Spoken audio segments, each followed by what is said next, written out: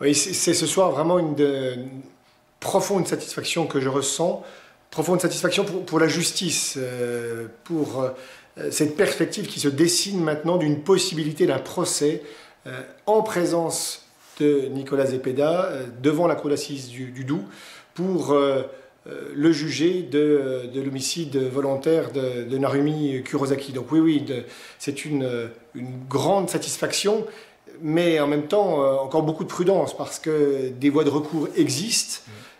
Il y a fort à penser que Nicolas Zepeda usera de ces voies de recours.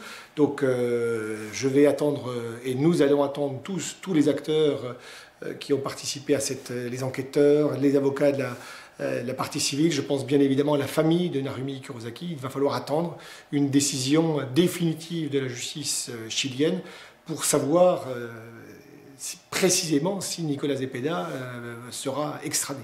Que savez-vous des motivations ? À cette heure, je n'ai eu un contact qu'avec le ministère public chilien, donc je n'ai pas eu encore accès à la décision, donc je ne peux pas la commenter à cette heure. Voilà, le ministère public chilien m'a confirmé effectivement, officiellement, que le juge de la Cour suprême avait fait droit à cette demande d'extradition, mais j'insiste, c'est une décision qui est susceptible de recours. Donc voilà, c'est une étape déterminante, mais ce n'est pas encore une victoire. Il faudra être patient.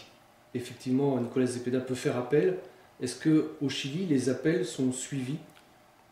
Alors, ce que me dit, parce que je ne suis pas un spécialiste de la justice chilienne, mais ce que me dit le ministère public chilien, c'est que, en général, c'est dans un délai de 2 mois que la Cour suprême, la Chambre pénale, puisque c'était un juge de la Cour suprême qui a statué, c'est la Chambre pénale, donc plusieurs juges qui, si un recours est formé, et qui auront à réexaminer cette affaire.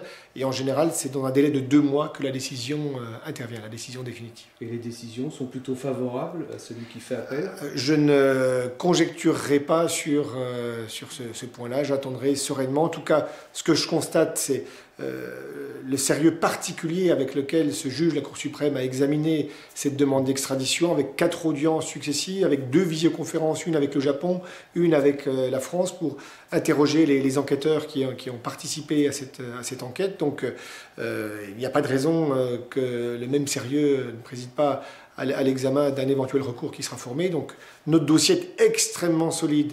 L'enquête judiciaire en France, bien sûr, n'a pas permis de découvrir le corps de Narumi Kurosaki, ce qui pouvait apparaître comme une faiblesse, mais c'est énormément d'éléments de preuves qui ont été collationnés par les enquêteurs.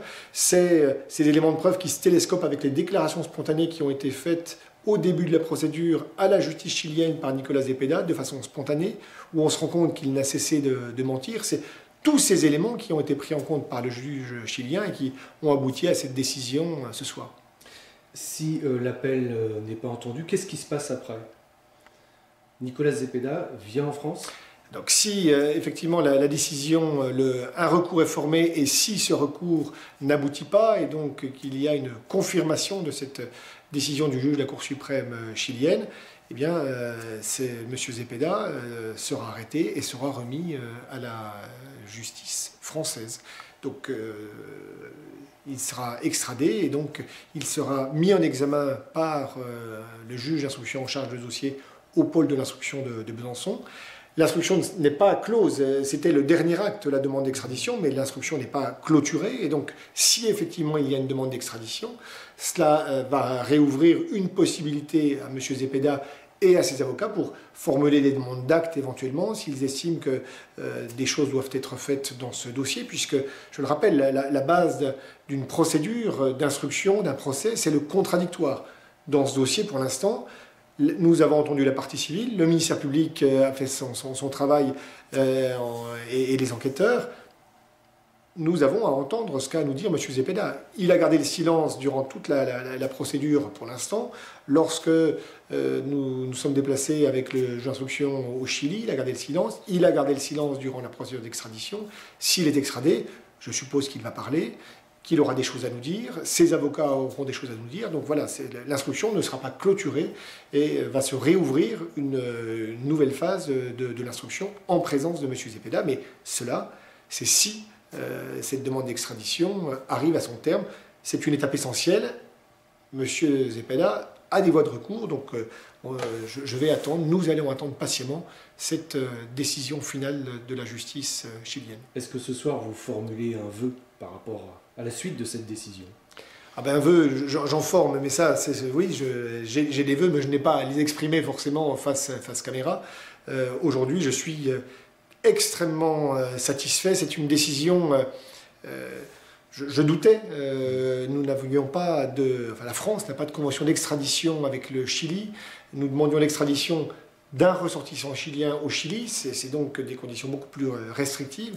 C'est vraiment la solidité du dossier qui explique ce soir cette décision.